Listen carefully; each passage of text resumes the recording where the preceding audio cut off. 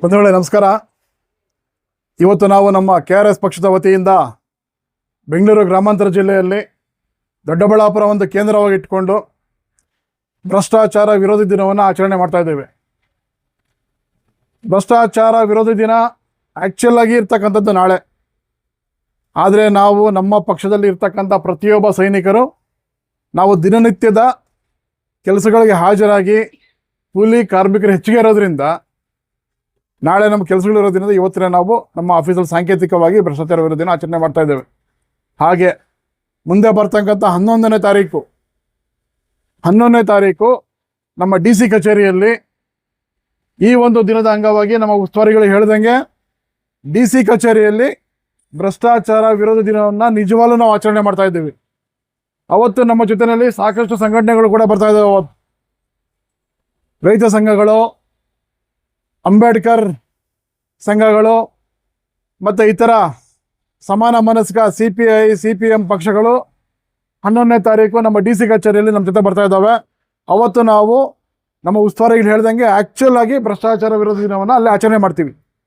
ಇವತ್ತು ಸಾಂಕೇತಿಕವಾಗಿ ನಾವೆಲ್ಲ ಸ್ನೇಹಿತರು ಒಟ್ಟುಗೂಡಬೇಕು, ಸೈನಿಕರು ಒಟ್ಟಾಗಬೇಕು, ಸೈನಿಕರು ತಿಳ್ಕೋಬೇಕು ಅಂತೇಳಿ ಇವತ್ತು ನಮ್ಮ ಕಚೇರಿಯಲ್ಲಿ ಈ ದಿನನ ಅರೇಂಜ್ ಮಾಡಿದ್ದೀವಿ ಸರ್. ಹಾಗೆ ಬಂಧುಗಳೇ,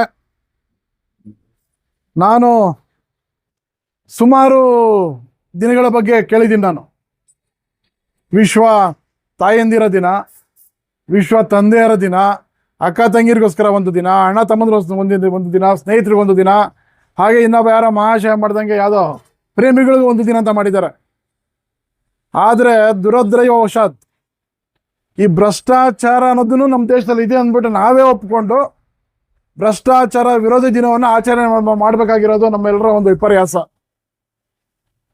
ಹೀಗಾಗಿ ಇದರ ಬಗ್ಗೆ ನಾವು ನೀವೆಲ್ಲ ಹೋರಾಟ ಮಾಡ್ತಾನೆ ಇದ್ದೀವಿ, ಹೋರಾಟ ಮಾಡಲೇಬೇಕಾಗಿದೆ. ನಾವು ನಮ್ಮ ಜೀವನ ಇಲ್ಲಿಗೆ ಮುಗಿದ್ರೂ ನಮ್ಮ ಮುಂದಿನ ಪೀಳಿಗೆಗೋಸ್ಕರ, ನಮ್ಮ ಮುಂದಿನ ಪೀಳಿಗೆ, ನಮ್ಮ ಮಕ್ಕಳು ಮೊಮ್ಮಕ್ಕಳು, ಇನ್ನು ಮುಂದೆ ಬರ್ತಕ್ಕಂಥ ಜನಾಂಗಕ್ಕೋಸ್ಕರ ಈ ಒಂದು ಭ್ರಷ್ಟಾಚಾರ ಅಂತಕ್ಕಂಥ ಒಂದು ಪಿಡುಗನ್ನ ತೊಲಗಿಸ್ಲೇಬೇಕು ನಾವು. ಹಾಗಾಗಿ ನಮ್ಮೆಲ್ಲ ಸೈನಿಕರು ಅದರ ಬಗ್ಗೆ ಸಾಕಷ್ಟು ಆಸಕ್ತಿ ಇಟ್ಕೊಂಡು ನೀವು ಶ್ರದ್ಧೆಯಿಂದ ಅದ್ರ ವಿರುದ್ಧ ಇದುವರೆಗೂ ಫೈಟ್ ಮಾಡ್ತಾ ಇದ್ದೀರಾ, ಮುಂದೆನೂ ಮಾಡ್ತೀರಾ ಅನ್ನೋದು ಭಾವನೆ ನನಗಿದೆ ಸ್ನೇಹಿತರೆ. ನಾವು ಈಗಾಗಲೇ ಕರ್ನಾಟಕ ರಾಜ್ಯದಲ್ಲಿ, ಅದರಲ್ಲೂ ಬೆಂಗಳೂರು ಗ್ರಾಮಾಂತರದಲ್ಲಿ ಸಾಕಷ್ಟು ಭ್ರಷ್ಟಾಚಾರ ವಿರೋಧಿ ಅಭಿಯಾನಗಳನ್ನು ಮಾಡ್ತಾ ಸರ್ಕಾರಿ ಕಚೇರಿಗಳಲ್ಲಿ ನಮ್ಮ ಅಧ್ಯಕ್ಷರ ಕೃಪೆನೋ ಇಲ್ಲ ನಮ್ಮ ಇಂಥ ಹಿರಿಯರ ಕೃಪೆನೋ ಗೊತ್ತಿಲ್ಲ, ಈ ಒಂದು T-ಶರ್ಟ್ ನೋಡ್ತಾ ಇದ್ದಂಗೆನೇ ಸರ್ಕಾರಿ ಅಧಿಕಾರಿಗಳು ಇವತ್ತು ಜಾಗೃತರಾಗ್ತಾ ಇದ್ದಾರೆ. ಇವತ್ತು ಅವರು ಸಾಕಷ್ಟು ಬೇರೆ ಬೇರೆ ಅವರಿಗೆ ನೋಡ್ಕೊಳ್ಳೋಕ್ಕೋಸ್ಕರ, ಉಸ್ತುವಾರಿಗೋಸ್ಕರ ಬೇರೆ ಬೇರೆ ಸಂಸ್ಥೆಗಳಿದ್ದಾವೆ.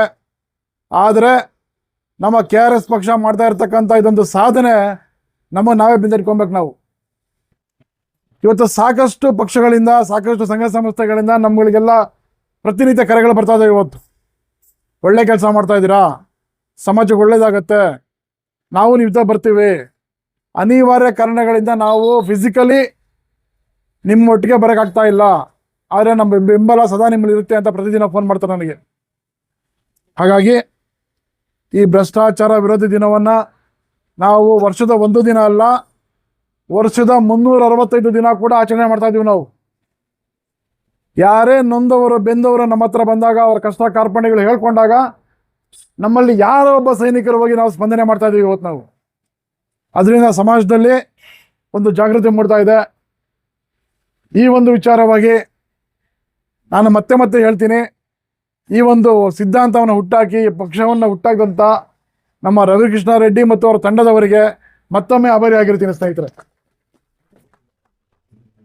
ಇನ್ನು ಹೆಚ್ಚಿಗೆ ಮಾತಾಡ್ತೇನೆ ಹೋಗ್ಬೋದು. ನಾವು ಈ ಭ್ರಷ್ಟಾಚಾರದ ಬಗ್ಗೆ ನಮ್ಮ ಸೈನಿಕರಲ್ಲಿ ಇರ್ತಕ್ಕಂಥ ಅನಿಸಿಕೆಗಳನ್ನು ತಾವುಗಳು ಪ್ರತಿಯೊಬ್ಬರು ಈ ಒಂದು ವೇದಿಕೆಯನ್ನು ಉಪಯೋಗಿಸ್ಕೊಂಡು ನಿಮ್ಮ ಅನಿಸಿಕೆಗಳನ್ನು ಮಾತಾಡಿ, ಇದು ನನ್ನ ಒಂದು ಸಿದ್ಧಾಂತ. ನಾನು ಪದೇ ಹೇಳ್ತೀನಿ, ನಾನು ನಮ್ಮಲ್ಲಿ ಪ್ರತಿಯೊಬ್ಬರು ನಾಯಕರಾಗಬೇಕು, ಒಬ್ಬರಲ್ಲ ಪ್ರತಿಯೊಬ್ಬರು ಲೀಡರ್ ಆಗಬೇಕು.